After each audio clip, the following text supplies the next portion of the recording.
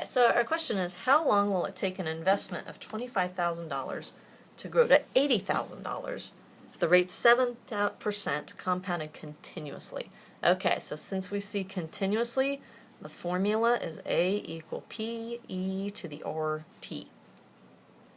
Okay, now let's plug in what we know. An investment of $25,000, that's P.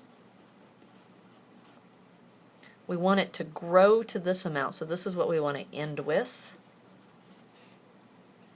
E to the rate is 7%, in decimal that's 0.07. Let me put a 0 in front just to make that clear. And T, well, I'm asked how long, so that's what I'm trying to find. Okay, so this is the equation we want to solve. It is an exponential equation because the exponent has the variable.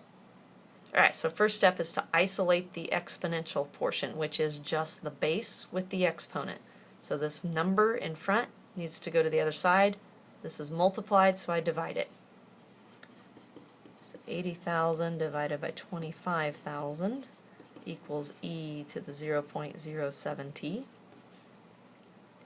I'm going to round the answer, but I'm going to hold off and round everything at the end. Now, you could leave this as 80,000 over 25,000, that's fine. I see at least some simplification here that's pretty easy. 1,000 goes into both of those because they both have 3 zeros. In fact, this one has 4 zeros, but the bottom does not. So I'm going to go ahead and put that at least at 80/25. That way I just have less to write. Don't have to do it. It's just convenient for me. I know that this reduces more because I see 5 goes into both of them, but I'm not concerned about reducing it all the way down since I know I'm going to use the calculator at the end. Okay, now I've got the exponential isolated. I'm going to use a logarithm, and I want to use a natural log. One, because with my log properties I now consistently use natural log, but even more for this one, which we're going to see next. On the right hand side it's very special because I have a natural log which is base e of an exponential base e. And when the bases are the same, so this has to be base e with natural log to use what I'm going to use next, it's the inverse properties, and I can think of these as just canceling, and I'm left with 0.07t. Again, that only happens if you're taking the natural log of e to something. But now to solve for t, I just divide, and I get the natural log of 80/25 divided by 0.07.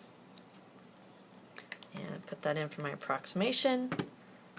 Make sure to close the parentheses that are automatically inserted with the natural log.